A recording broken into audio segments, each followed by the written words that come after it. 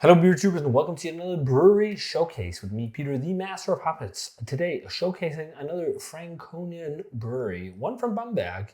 This is the Klosterbräu Bamberg. One of the breweries in the city, apparently the oldest. I'm not sure how true that is. Like was a 15. It says 480 years of history.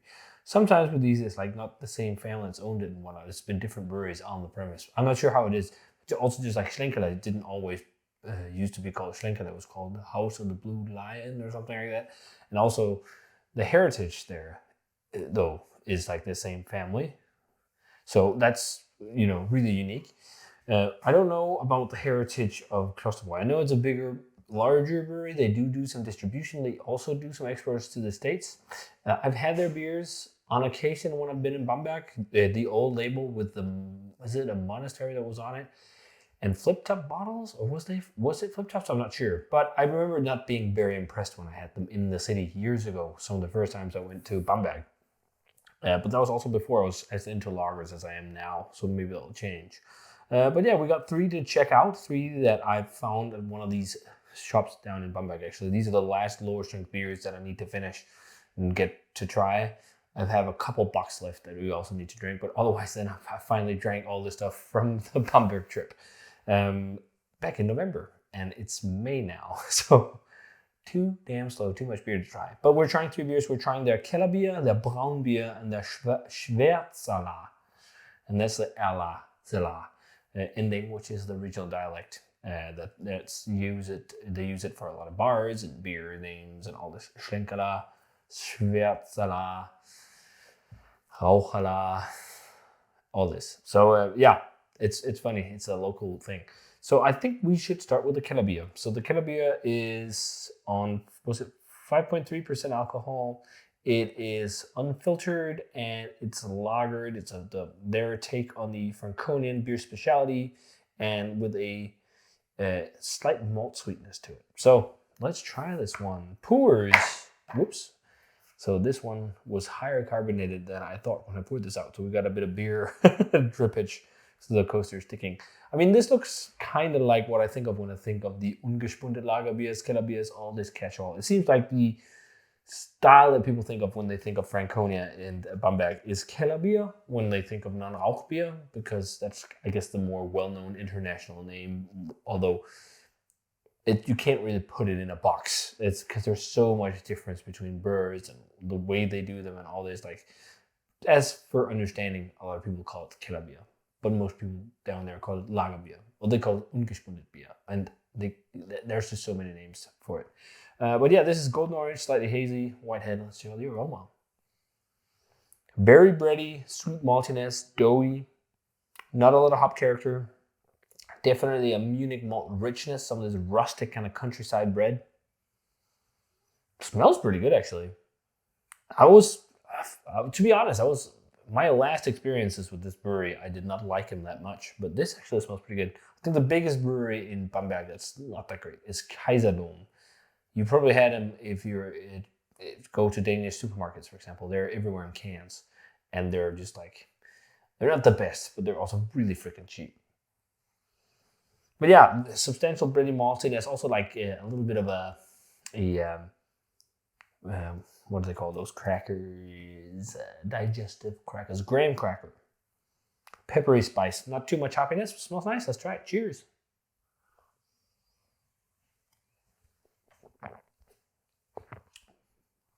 Yeah, more sweet and more malty than I prefer. Definitely a nice malt flavor though. Full malt flavor, full malt body, very good body. It has a lot of like really decadent, bready, toasty maltiness. A lot of Munich maltiness, I think. But for me, I need more hops to help cut it because it's also got a higher sweetness. So it's like a little unbalanced. I think it's a little too much to the sweet side, making it not as drinkable as some of the really good ones that are like these lager beers. Like I think the biggest icon is like Sandner's lager beer is probably the best, and then I think there's a few that also follow really closely. But if you think like what should you think of as the best like ungespundet Lagerbier / Kellerbier, whatever, Sandner is number 1. but also known as Münchenbacher. But it's not half bad. Full malt, all toasty. Again, this like biscuity, bready, not biscuity. Definitely. Well, it is because it's like full. It's whole grain biscuits, and it's like again, it's like what are they called? Why do I keep forgetting Digestive's English name? Graham crackers.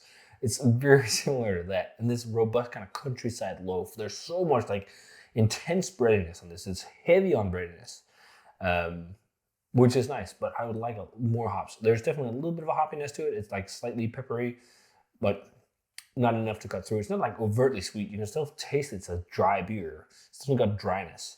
But I think it needs some hops to offset all the maltiness to be like really, really good. It's still a good beer though. Still a good Kellerbier.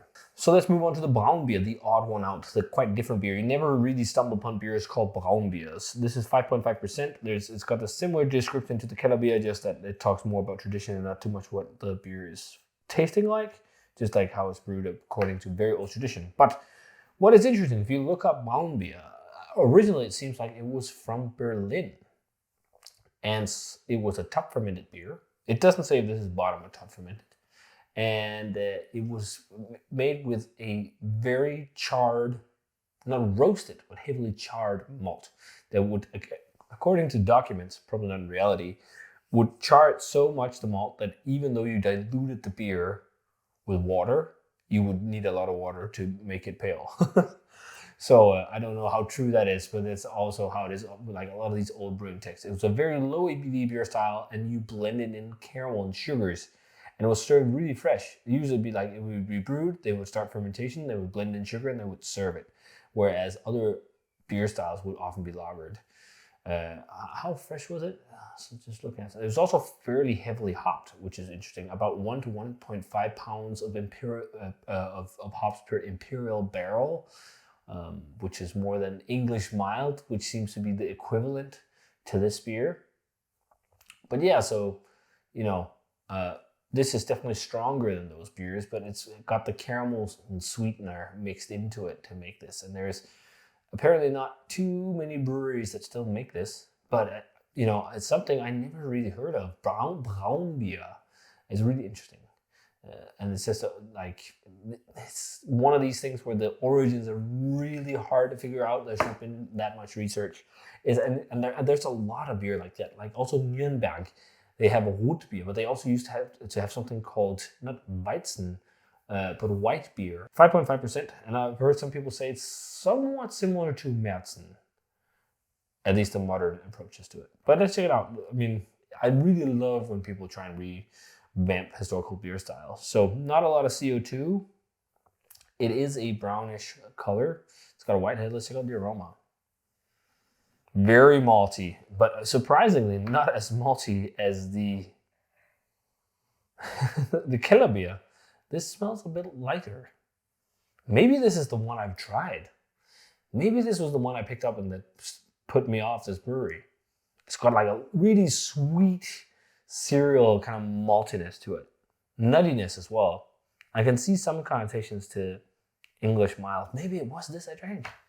I definitely got something when I got this brewery for the first time. It was something I never heard of. And the Rauchbier. And the Rauchbier was not as good as Schlenkerla or Spezial. I remember. At least back in the day. But it's like a heavily nutty, sweet, malty aroma. It's also got that like melanoidin rich kind of breadiness. Like countryside loaf, hazelnut loaves.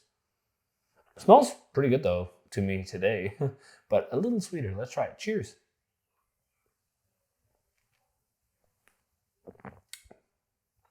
Yeah, it's definitely got more sweetness. It's not like really sweet. It's almost like this, the Kellerbier feels sweeter. No, the Kellerbier definitely seems more hoppy now as well, and not as sweet. I think they might be similar in terms of sweetness. So, you can get Munich Dunkellagers that are really rich in the malt character and sweet, but it's not like that.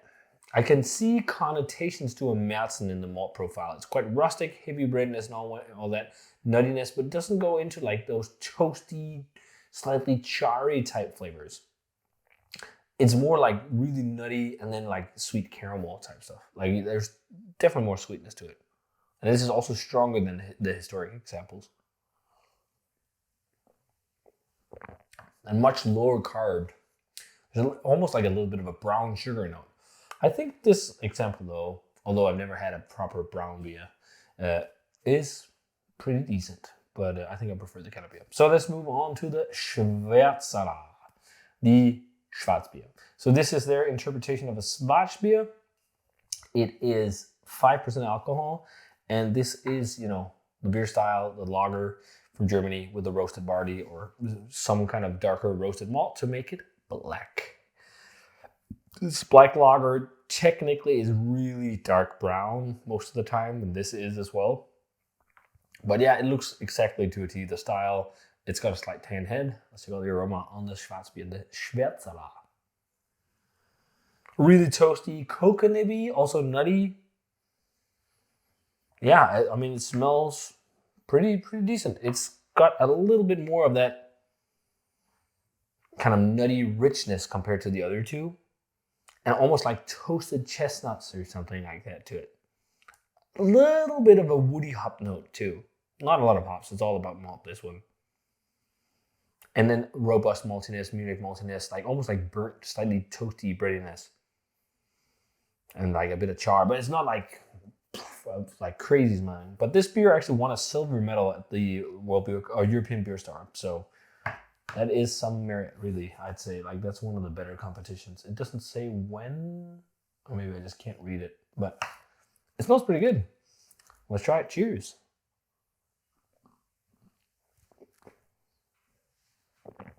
Yeah, that is definitely the best of the bunch. The dryness you get from the roasted malt is really nice. And I'd imagine there is maybe a little bit of, since they're from Bamberg, a carafa variety in there, a chocolate malt, because there's definitely something that's not just dry and roasty like a roasted malt. There is chocolatey vibes to it, like a light chocolate note, which is like maybe more coconutty than chocolatey, and then roasty, toasty, burnt breadiness. This is actually pretty good. It's much better on the palate. Like the aroma's like, yeah, it smells okay. The flavor is actually really nice. Well, this is a Schwarzbier that's all about malt as well. In general, all these beers are much more about malt than hops. There is a slight hoppiness to it, which is like slightly grassy, peppery, spicy. I think this is like what a lot of people think all Franconian beer is like, because they're used to this beer, because these kind of, not this beer, but these guys' beers, because they have a lot of distribution. A lot of people drink these beers all over the globe. Not all over the globe. It definitely makes it to the States, and they even do cans in the States, kind of like they do with Schwenkela. But, you know, not all Franconian beer is like this. And some, like, there's so much more variety to it than you'd think. It's not like all just like malty Kellerbier. It's like some are really hoppy, some are bright, some are layered in flavor. It's one of the epicenters, I think, of lager brewing. It's like, if you're a lager lover, you need to go to Franconia. It's just great. Like, I think Munich in the Munich area, like drinking Augustina and some of these guys, it's also really good, but it just does not beat going to Franconia, Oberfranken.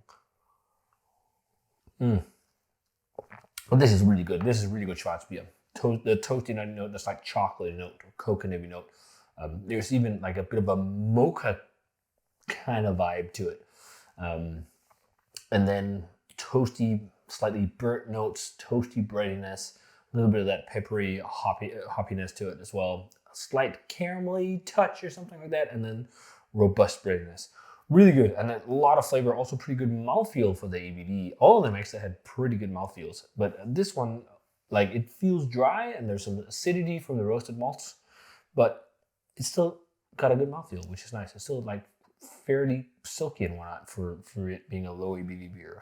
In terms of grades, I'm actually gonna go straight 90 on the Schwarzbier. That is pretty damn good Schwarzbier. It's so layered and there's so much going on for a beer at this ABV.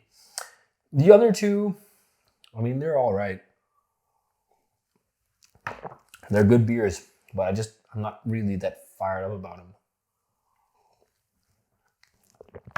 My least favorite is for sure the Braunbier. I prefer the Kellerbier a little bit more. Let's go something like an 86, 85. 86 on the Kellerbier, 85 on the Braunbier. They're still pretty good lagers. I'm just not super stoked about them. Really fun to try the Klosterbräu beers. I'd recommend you try them if you're in Bamberg, but I don't think it should be your main priority. Let's say it like that. But yeah, if you guys had a chance to try either the Schwärzla, the Kellerbier, or the Braunbier from Klosterbräu, let me know what you thought of them. And as always, remember to comment, subscribe, check out the Facebook fan page, and Twitter, and Instagram. Give the video a thumbs up if you enjoyed it, and ring the bell for future notifications about videos. I'm going to say cheers in my favorite, the Schwarzbier, and see you guys in another beer review.